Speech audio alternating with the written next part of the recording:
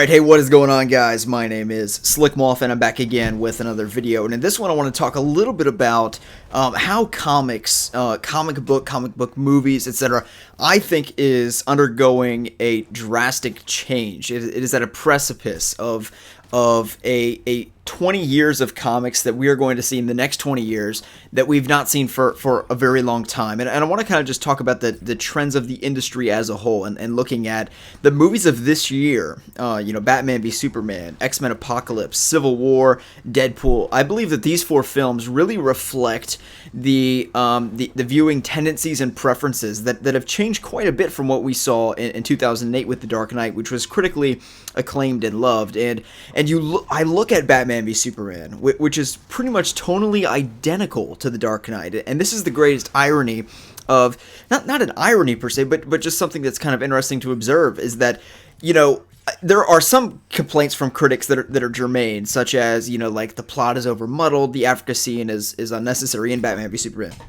And, things like that. And there's complaints, I don't like Lex Luthor, I don't like Doomsday's origin, and these are all things that are germane complaints that I'm not mentioning in this video. But what you will find, large in part, upon looking at the reviews of the critics, this is what I found, is that most of the critic reviews state something to the effect of, they don't like the tone. They think it's too dark, they don't like the self-reflective seriousness, and it's bland and boring and lifeless, is what a lot of the critics are going to say about the film. And that's what I find fascinating, because The Dark Knight, which is critically acclaimed and loved by everybody, is tonally identical. There is no difference, because thematically and kind of I guess just what the films are about, the kind of theoretical undertones are identical. It is the implications of heroes in the real world. This is Batman v Superman. You can see 9/11 imagery within the first 10 minutes. You see people blowing up government buildings. The Capitol building gets blown up.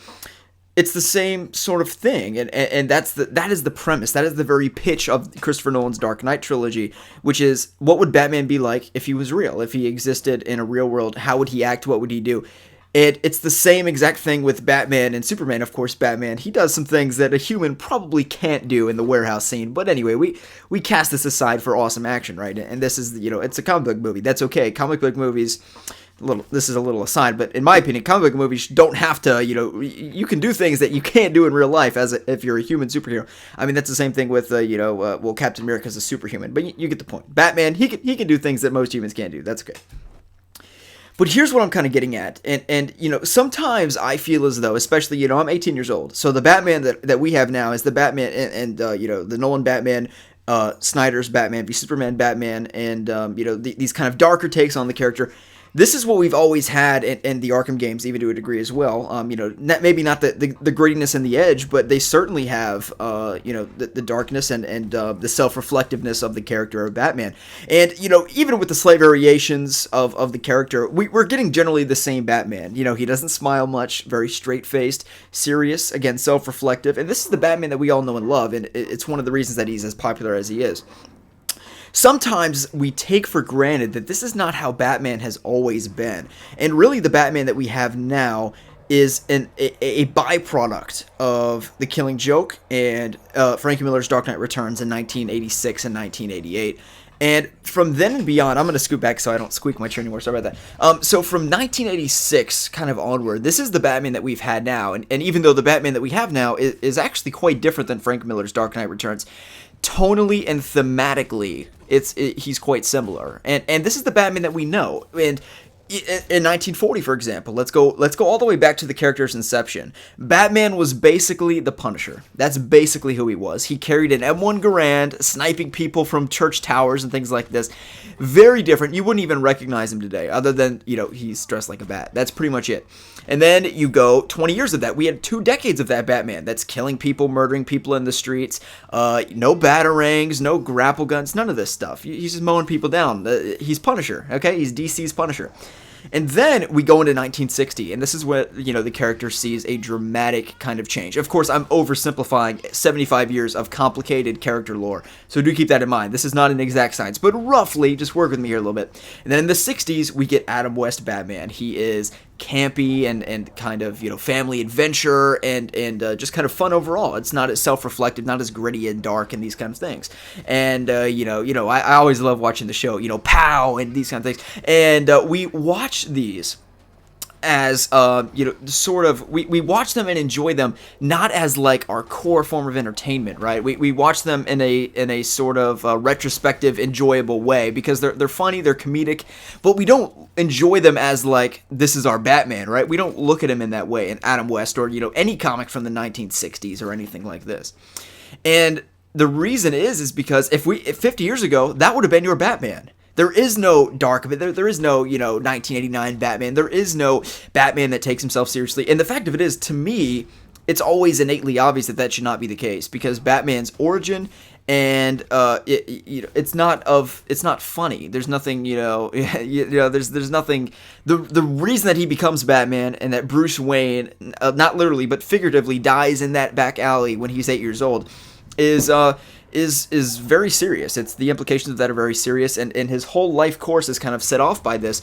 So to me, there's kind of the grittiness and the groundedness of that character is vital to a character in a modern interpretation.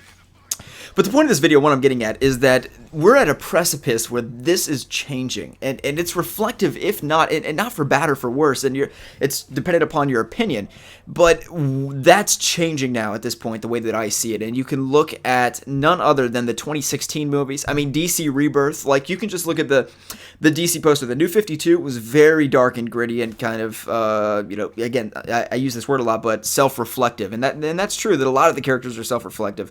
And you look at the DC Rebirth Labyrinth, or not the Labyrinth, the what is it called? The little poster thing. It's right here. I could go grab it, but it would take like 3 seconds. But anyway, it's right there, and everybody's on it smiling. Batman still has a straight face. So to me, that the DC Rebirth is like the greatest kind of mix of the two. You have Superman. He's gonna smile because he's Superman. But Batman, not so much. So he's still kind of in the realm of the character that we know him to be. So, I'm not bashing DC Rebirth. Not the point. I love DC Rebirth. I'm reading all the books. They're great. I'm just saying that it's going to change from here on out because, the fans, we have spoken with the box office and, Hollywood and comic book movies. They only speak one language. They speak in terms of the box office money.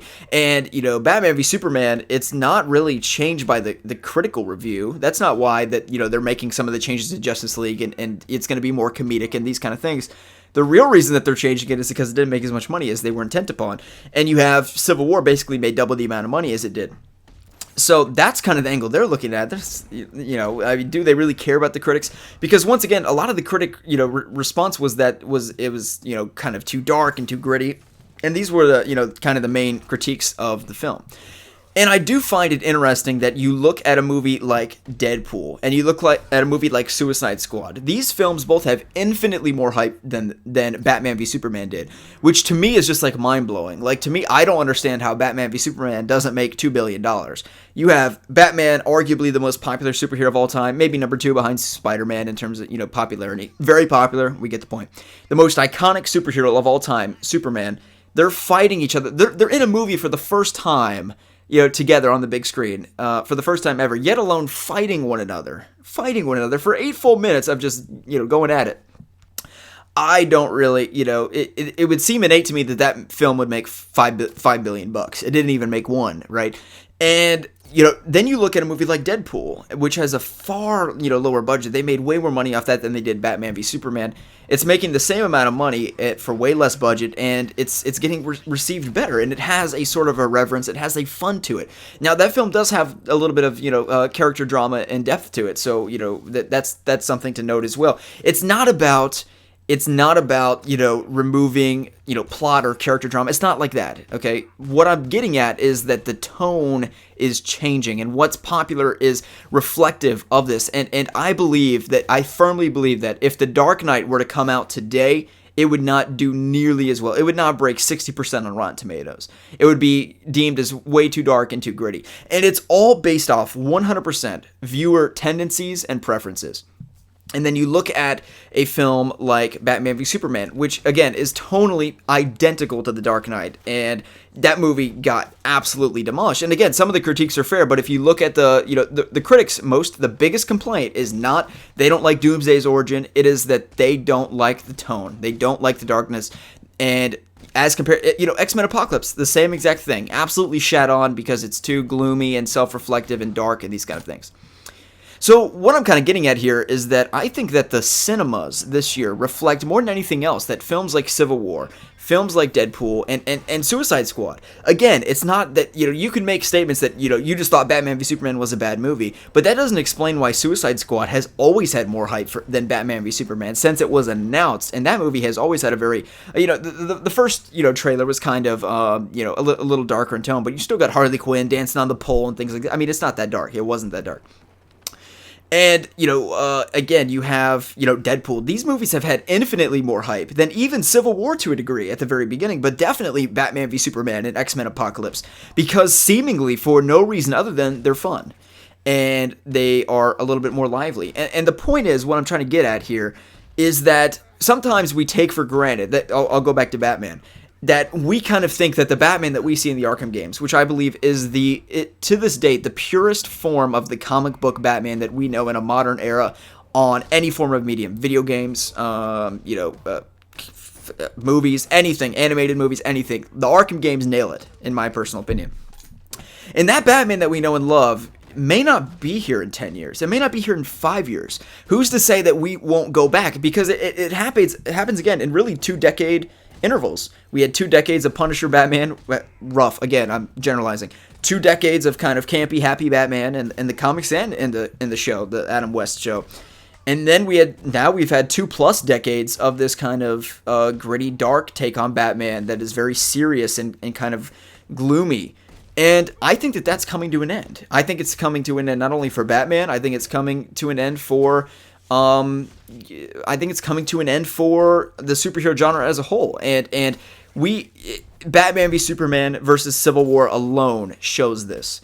And then you get into Deadpool and Suicide Squad getting way more hype than X-Men Apocalypse and getting way more, and the movies just show it. They are a perfect reflection of that. And my theory as to why this is the case, well, in the 1980s, we had this campy Batman. We were looking for something different. For 2 decades we had this. And we wanted something new. We wanted something fresh. And I feel as though now, after 2 decades of this kind of dark and self-reflective Batman and other characters, Superman and Man of Steel, fans don't want that anymore. That's my honest belief, is that fans don't want that anymore. And I can give you so many examples through comics. I can give you the example of Batgirl. Gail Simone's Batgirl run was, again, very dark and self-reflective. I'll keep using that word because I think it's the best of it. Not necessarily dark, but again, self-reflective, kind of serious in tone and just depthful is the best way to put it. And she got basically fired off the book and replaced with Cameron Stewart, who did a more lighthearted and fun run, and she takes selfies in the mirror and these kind of things. It's fine, it's whatever. That's kind of what I'm getting at here, and we are at a precipice. And I feel as though, in 5 years, we won't see the Killing Joke movies or movies like it. And Justice League, we can already see from the scenes, it's going to be really it's borderline Marvel. And, I think the Marvel movies have led this, but the thing is that it's not like the Marvel movies have led it. The fans have followed. The fans have responded to that, and they haven't responded to the self-reflective stories. They haven't responded to the Dark Knight and the Dark Knight-esque stories. They haven't responded to Batman v Superman. They haven't responded to Man of Steel and X-Men Apocalypse, and even to a degree, Days of Future Past and films like it. So this is what I'm saying. To me, the Killing Joke movie, it almost seems as though it exists only as kind of like a nostalgic way to look upon, this is what Batman used to be. He's not like that anymore. And this is how he won't be. And I genuinely feel this, that Batman, the Telltale series, the Killing Joke, this marks the end of Batman's kind of arc in this, not the dark ages of comics, because that's an actual thing, but it marks the end of his arc from that really began in 1986 with The Dark Knight Returns and The Killing Joke, and it is now coming to an end, and we're going to see a drastically different Batman. Will he be more upbeat and fun like in the 60s? Will he be I don't think it'll be like in the 40s. I think he will be definitely more fun. Not as far as Adam West. I'm not saying we're going to get Adam West in the DCEU, or I'm not saying that.